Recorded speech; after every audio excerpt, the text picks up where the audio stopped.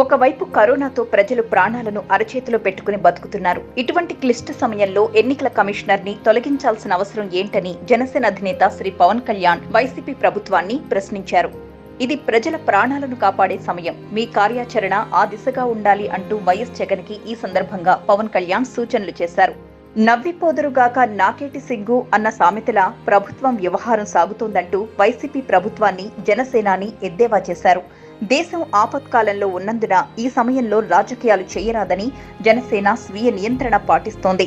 ఈ నియంత్రణను దాటి మీ చర్యను ఖండించాల్సిన పరిస్థితిని మీరే సృష్టించారు అంటూ జనసేన అధ్యక్షుడు పవన్ కళ్యాణ్ వైసీపీ నియంతృత్వ పోకడలపై విస్మయాన్ని వ్యక్తపరిచారు.